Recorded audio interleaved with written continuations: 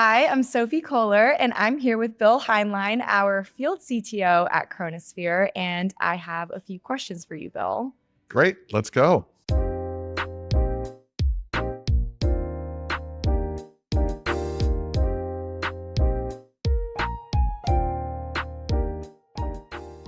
The first question is, what are common misconceptions from leaders about observability, and how can we help improve their understanding of its benefits? Great question. I think part of the challenge with observability is people still see it as a monitoring tool, a tool that benefits to the technology organization. But in reality, a company has a lot of business goals, right? They want to improve customer service, customer experience, revenue, all of those things. If they look at observability as a way to measure how they're doing, and more specifically, how the technology investments they're making are helping them deliver that, I think that can give them a new insight on how observability can really benefit, not just from technology and the traditional things like reliability and performance, but also, am I improving my conversion rate as people shop my site for the widgets I'm selling? So I think that's probably the biggest misconception, getting people to understand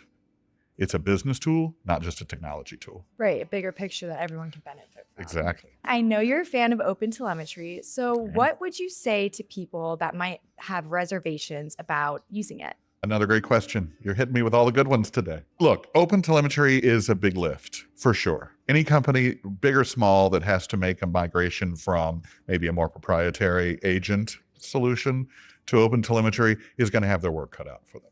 But I think there are a lot of things that can be done. Technical teams can do things to shield, for example, the developers from having to learn everything about it, right? For example, maybe build wrappers for OTel so that they don't have to learn everything there is about OpenTelemetry, but they can call it, right? They can do traces, logs, and metrics, and all of the fantastic things you can do with OTel without having to be also an expert. At the end of the day, the developer's time is precious. You're paying them to be innovative and write new features that are going to make you more money. And so this is friction you need to figure out as maybe an SRE team or a central observability team, how to remove some of that friction. And so thinking about making things standard, giving them starter kits so that OTel is easy for them to adopt is a great thing. And not trying to, boil the ocean. You don't have to do a flash cut to OpenTelemetry. You can pick things that are maybe easy lifts for you initially, get your feet wet,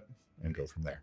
Awesome. Some companies think that buying an observability tool is the same thing as having a strategy. What is the polite way of telling them they're wrong? Well, I think you can avoid telling them they're wrong, but maybe enlighten them in other ways. And full disclosure, I bought the tool before I had a strategy more than once. It's an easy thing for developers, for engineers to do because these tools often solve big problems for them.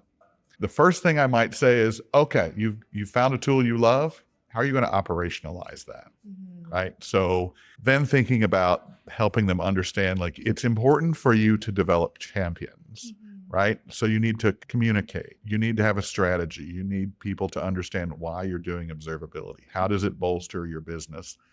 So just thinking about the components that make up a good strategy and then asking questions about those is a probably better way of saying, don't buy the tool before you have the strategy. So is there a first step in the strategy that you see companies do that is successful in their observability journey? Sure. I think they have to think about why they're doing it. It's a business question. What do you intend to get from observability, right? And how is it bolstering all of your business objectives? And it should bolster them all in some way, shape, or form. Maybe you're trying to improve revenue. Maybe you're trying to have a better NPS score. Maybe you're trying to have a better customer experience. Whatever the reason, observability will bolster that. And you just need to kind of start from the bottom and dig into why. Awesome. Thank you, Bill. Sure. Great Thank chatting. you. Nice chatting.